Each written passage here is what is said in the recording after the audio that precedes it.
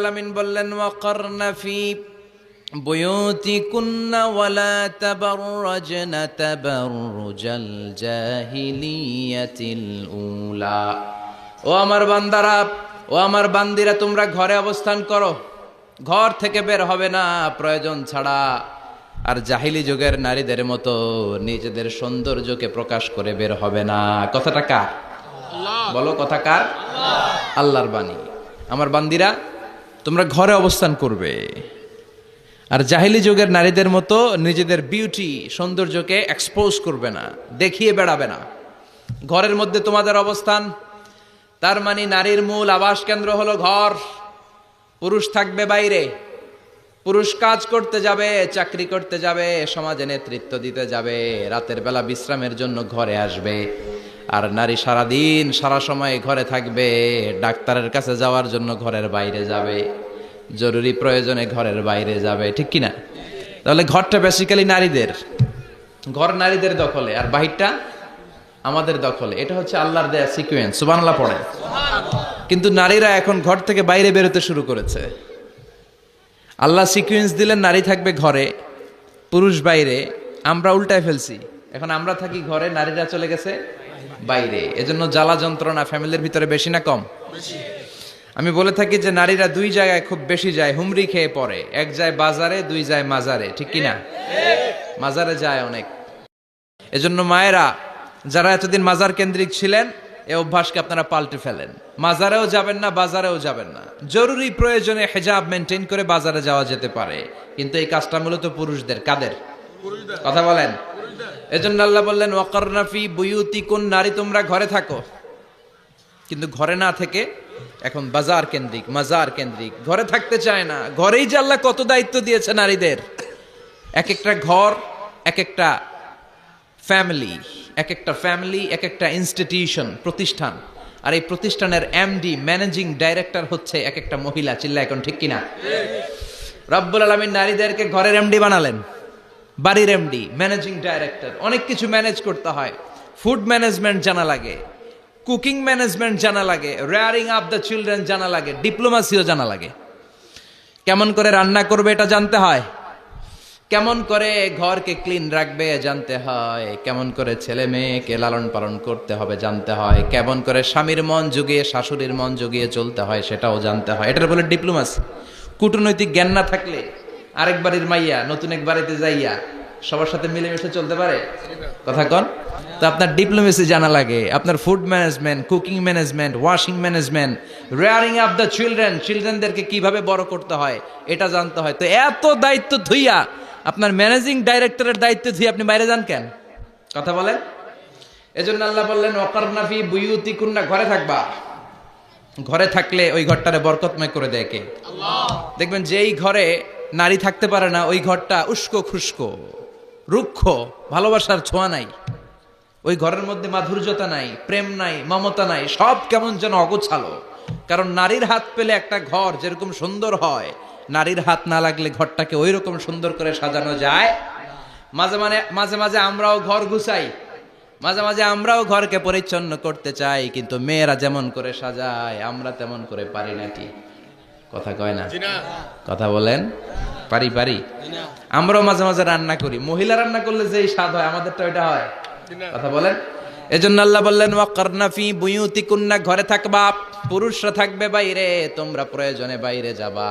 আর পুরুষরা রাত্রি বেলায় বিশ্রামের প্রয়োজনে ঘরে আসবে। কার কথা? কার কথা? আবার আল্লাহ নারীদেরকে বললেন চোখ নামাও, আমাদেরকেও বললেন চোখ নামাও, তাদেরকেও বললেন চোখ নামাও। ওয়াকুল্লিল মুমিনাতি ইয়াগদুদনা মিন আবসারিহিন, ও নবী নারীদেরকে বলেন তারাও যেন পরপুরুষ দেখলে চোখ নামিয়ে রাখে। ওয়া ইয়াহফাজনা ফুরুজাহুন্না, তারা যেন তাদের প্রাইভেটসকে হেফাজত করে।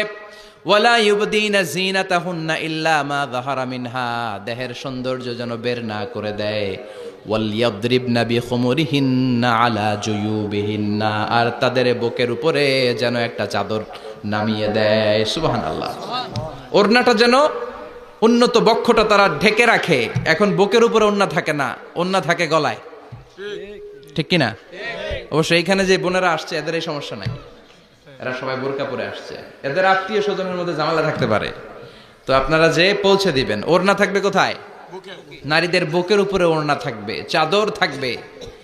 গলার মধ্যে ওড়না রাখার জন্য বলা হয় নাই। ওয়ালিয়াদরিবনা বিখুমুরিহিন্না আলা জুয়ুবিহিন্না, বুকের উপরে রাখো, নিজেকে ঢেকে রাখো, হেজাব করো। হেজাব করলে নারীর মর্যাদা বাড়িয়ে দেয় কে? সম্মানিত বোনেরা, নারী স্বাধীনতার কথা যারা বলে টেলিভিশনে, এগুলো শুনে আপনারা ভড়কে যাবেন না, এগুলো শুনে আপনারা পাগল হবেন না। মনে রাখবেন, হেজাব আপনার অধিকার, হেজাব নারীর অধিকার, এটা নারীর সৌন্দর্যের প্রতীক। হেজাব নারীর আভিজাত্যের প্রতীক। হেজাব নারীর সৌন্দর্যের প্রতীক, আভিজাত্যের প্রতীক, তার রূপের প্রতীক। এটা তার অধিকার। চিৎকার করে বলেন ঠিক কিনা? কেমন করে হেজাব দেহ থেকে সরাতে হয়, কেমন করে দেহ থেকে কাপড় নামানো যায়, এটা হইল শয়তানের মিশন। এটা কি? শয়তান যখন নিষিদ্ধ ফল সাইয়েদনা আদম আর হাওয়া আলাইহিস সালামকে খাইয়ে দিল, সাথে সাথে জান্নাতের কাপড় পড়ে গেল। জান্নাতেও কাপড় খুলে দিল, দুনিয়াতেও খুলে। ঠিক কিনা? শয়তানের মিশনই এইটা। কাপড় যত কমানো যায়, কাপড় যত কমানো যায়। এজন্য খবরদার, আপনারা অনেক সম্মানিতা। খেয়াল রাখবেন, পৃথিবীতে যে জিনিসের মর্যাদা যত বেশি, সম্মান যত বেশি, যেটা যত বেশি দামি, ওইটা তত বেশি প্যাকেটের ভিতরে থাকে। ঠিক কিনা? ঝিনুকের ভেতরে থাকে মতি, মতি খোলা থাকে না। স্বর্ণ অলংকার, স্বর্ণের দোকানে যখন যাবেন দেখবেন শাটারের সামনে এত বড় বড় তালা, অন্য দোকানে এত মোটা তালা নাই। আবার যেখানে গ্লাস ফিটিং করা স্বর্ণ রাখা হয়, ওইখানেও কয়েকটা লকার সিস্টেম আছে না নাই? ঘরে যখন আমরা অর্নামেন্টস রাখি, গহনা রাখি, ঘরের সবচেয়ে গোপন কক্ষের ভেতরে, গোপন আলমারির ভেতরে, গোপন সিন্ধুকের গোপন ড্রয়ারের ভেতরে কয়েকটা তালা মেরে স্বর্ণ রাখি। জোরে কোন ঠিক কিনা? 50,000 টাকার বান্ডিল নিয়ে যখন রাস্তায় বেরোই, কেউ হাতে নিয়ে বেরোয় না, এমনি দেখায় দেখা যায় না। এই যে দেখ 50,000। কখনো কাউরে 1,000 টাকার নোট ধরেন, এটা 1,000 টাকার নোট। কয় হাজার টাকার নোট? কথা কয় না? 1,000 টাকার নোট। এটা কাউরে দেখবেন যে 1,000 টাকার নোটটা এইভাবে কইরা এদিকে অর্ধেক আর এইভাবে এইভাবে রেখে রাস্তায় হাঁটতেছে। কোনো পাগলও হাঁটবে? কোনো পাগলও হাঁটে না, কারণ দামি জিনিস। এটার হেজাব লাগবে, এটার নেকাব লাগবে, এটাকে প্যাকেট করতে হবে, এটাকে প্রিজার্ভ করতে হবে। এজন্য যে নারীরা হেজাব করে তারা কোনোদিন ইফটিজিং এর শিকার হয় না। চিল্লায় বলো ঠিক কিনা? হেজাব যারা করে তারা বিপদে পড়ে না, কারণ হেজাব পরলে এক একটা নারীকে জান্নাতের হুর পরীর মতো লাগে। ঠিক কিনা? সম্মানে মাথাটা নিচু হয়ে আসে, তাকাতে গেলেও ভয় লাগে। আল্লাহু আকবার! কি সম্মান আল্লাহ দিলেন! এজন্য আমার মায়েরা, বোনেরা, আপনাদের সম্মান রব্বুল আলামিন হেজাবের ভেতরে রেখেছে। হেজাব হচ্ছে আপনার সিকিউরিটি। হেজাব কি? এটা আল্লাহর দেয়া আপনার জন্য সিকিউরিটি। আপনি আপনার সিকিউরিটিকে নষ্ট করতে পারবেন? এজন্য ইসলাম বলে, খবরদার, নারী যদি কোনো দূরের জায়গায় সফর করে, দূরের রাস্তায় সফর করে, নারী যেই তো সম্মানিত, একা একা কোনো নারী যেতে পারবে না। সিকিউরিটির দরকার আছে না নাই? বডিগার্ডের দরকার আছে না নাই? কেউ যখন বাংলার জমিন থেকে মক্কায় উমরা করতে যায়, মাহরাম পুরুষ না থাকলে তারে ভিসা দেয়, কারণ সম্মানিতা, বডিগার্ড লাগে। জানেন এটা? মাহরাম পুরুষ যদি না থাকে, এই মাহরাম হচ্ছে বডিগার্ড। মাহরাম পুরুষ না থাকলে উমরার ভিসা হয় না, হজের ভিসা হয় না, কারণ লম্বা সফর, আর যে সফর করবে সে সম্মানিতা। সম্মানিতা নারীর জন্য সিকিউরিটির দরকার আছে না নাই? বডিগার্ড লাগবে কি লাগবে না? কি সম্মান ইসলাম আমাদেরকে দিল, বুঝলামই না আমরা। আপনাদেরকে প্রোটেক্ট করার জন্য, আপনাদের সিকিউরিটি এনশিওর করার জন্য আল্লাহ তাআলা হেজাবের বিধান দিয়েছে। চিল্লায় পড়েন সুবহানাল্লাহ। এজন্য নারীর সম্মান, নারীর মর্যাদা রব্বুল আলামিন হেজাবের ভেতরে দিয়েছে।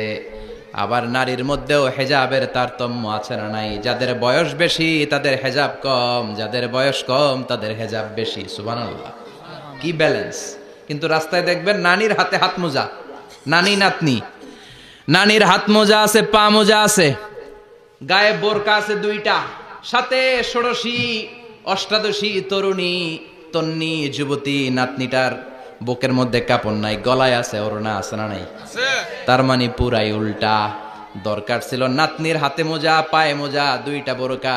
নানির গায়ে কাপড় না থাকলেও সমস্যা নাই, হালকা কাপড় পরে নানি বের হইছে, সমস্যা নাই।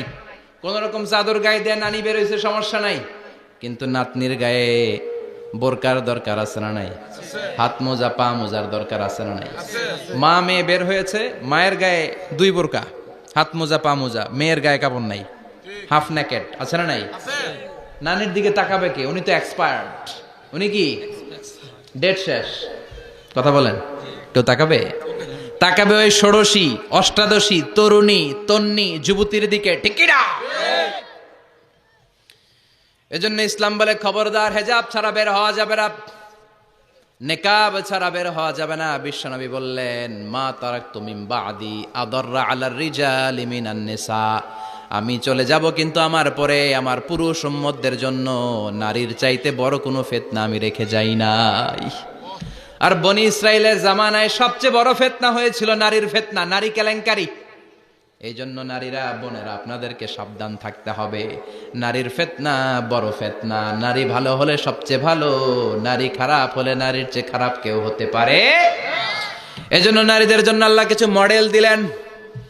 6 জন নারীর জীবনীর কথা আমি রেকমেন্ড করি, সাজেস্ট করি যে 6 জন নারীর জীবনী মুখস্থ ঠোঁটস্থ অন্তস্থ থাকতে হবে প্রতিটা নারীর জন্য। আশা করি মায়েরা বোনেরা শুনছেন, আশা করি আপনারা কান লাগিয়ে শুনছেন, অনুধাবন করার চেষ্টা করছেন। আপনাদের জন্য 6 জন নারীর জীবনী পড়া অবধারিত। সংক্ষেপে বলবো, কয়জন? গুনেন। 1 নম্বরে হচ্ছে হাজার, উম্মে ইসমাইল, সৈয়দনা ইব্রাহিমের বউ, সৈয়দনা ইসমাইল আলাইহিস সালামের আম্মা, নাম হলো হাজার। আমরা বলি বিবি হাজেরা, আমরা কি কই? হাজেরা আছে না? এই প্যান্ডেলেও হাজেরা নামে 2-1 বোন থাকতে পারে। আসলে নামটা হচ্ছে হাজার। নামটা কি? হাজার। এই হাজার হচ্ছে আপনাদের 1 নাম্বার মডেল।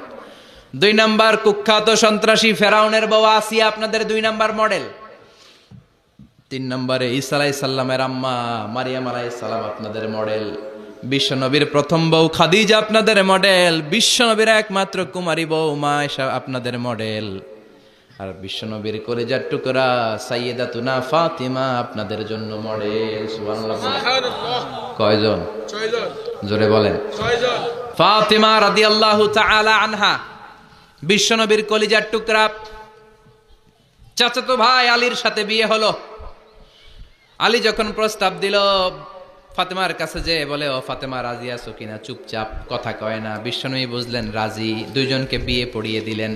বিয়ে পড়িয়ে 2 জনকে দাঁড় করিয়ে দিয়ে বিশ্বনবী অজু করলেন।